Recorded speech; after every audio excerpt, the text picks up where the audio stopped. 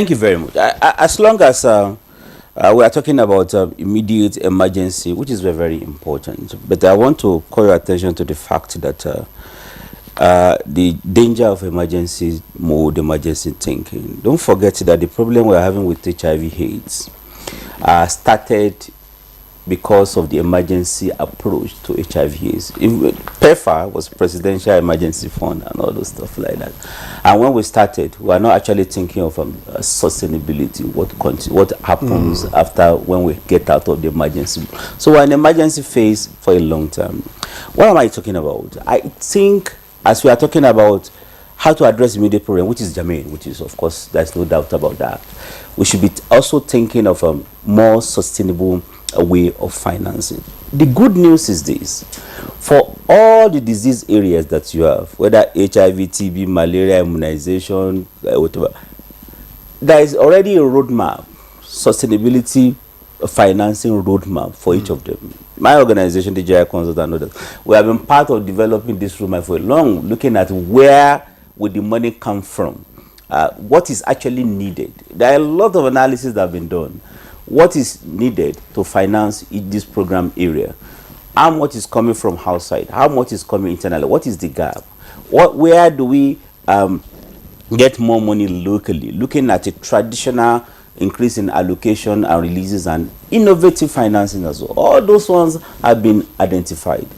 The only reason why those have not been activated is because donor money was still coming. That's the reality. So I think what we need to look at all these disease areas to identify one.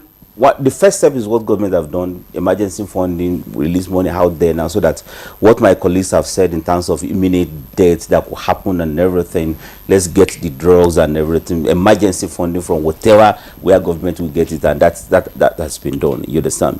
But beyond the emergency funding, we have to look at what is sustainable way of financing health. The truth of the matter is that within the existing funding framework, so federal government is doing like 5-6% of health and everything. And if you ask federal government, spending a lot of money on security, everybody knows that even if there is no security, nobody can go to the health facility and all those stuff. Infrastructure we are talking about, without infrastructure, you cannot even access healthcare.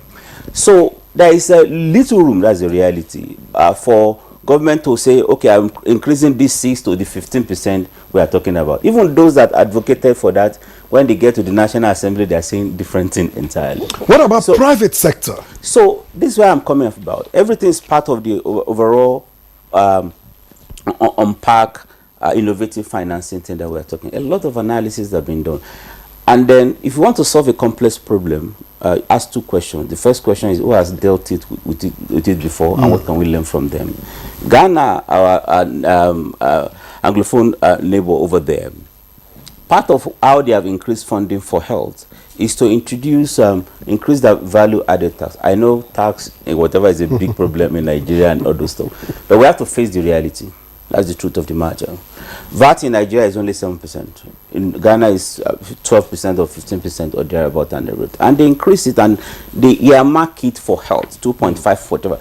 Nobody wants to pay more tax, not even myself. But when people say that my tax is going to be for service and I will see the service, the compliance tends to increase. So there are a number of areas, alcohol, tuberculosis, that have been analyzed that if we increase tax over there, we can plow the money back to but the you health see, sector. Yes. Dr. Alabade, you know, what comes to my mind at this point is if we're ready as a nation to deal with the challenges. I ask that because, I mean, when we had COVID, there was so much stories about Nigeria producing its vaccines. Where are we? I mean, it's how many years down the line? Have we made any progress? Good progress. And I think, you see, the truth of the matter is that there is an initiative of the government. It's only probably government is not really publicizing whatever. They call it PVAC, the value chain, whatever, to actually strengthen all the value chains of health. Because part of the lessons that we learned from COVID that they are using for that is that during COVID, nobody could export anything to other countries. So everybody was, there is a vaccine nationality or something, everybody, you know. actually trying to prioritize their country, which is only normal. So what we have learned from that informed government policy is introduction of that initiative, where there is already a plan to look at what are the manufacturing line that Nigeria is going to spend a lot of money. Maybe one of these days you invite Dr. Mukhtar to come and talk about the value chain strengthening, which is one of the pillars of our Professor Pati's health sector. That is already happening, but all of us need to work together to ensure that from policy. So are you saying that the basic vaccines are being produced in this country at the moment? Maybe not yet, but there are a lot of things that are being done towards that are not being done before. You understand, in terms of looking at how much does it cost, how do we mobilize the money, and how do we, because the issue of production in health sector is not only about the manufacturer can produce, they can come and produce it, but there must be market in terms of somebody putting money to buy this thing. So that is the entire value chain we are talking about that the government is looking at. But